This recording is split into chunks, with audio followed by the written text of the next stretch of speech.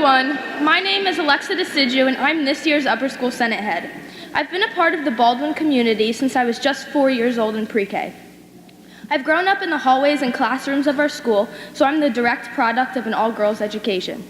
My parents decided to send me here as opposed to a co-ed institution because of the unique supportive environment that an all-female community creates.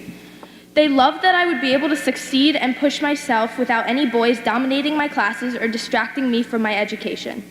To them, the Baldwin experience would show their daughter that she can be an independent woman and never have to rely on anyone in her future.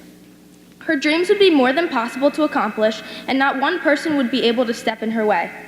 Now, in my 14th year at Baldwin, I can attest that my parents' wishes came true 100%, and I can't imagine being anywhere else.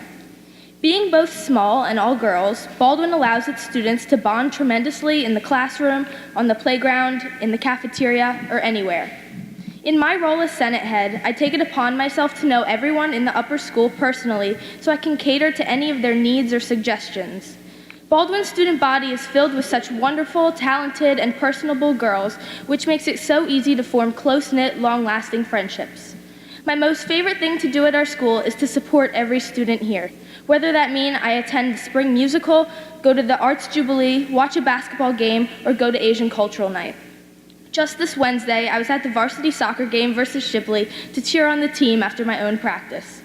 It's the best feeling to look up into the bleachers in the middle of my swim meet and see a line of my friends cheering me on.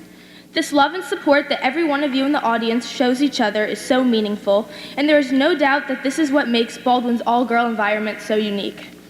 Thank you.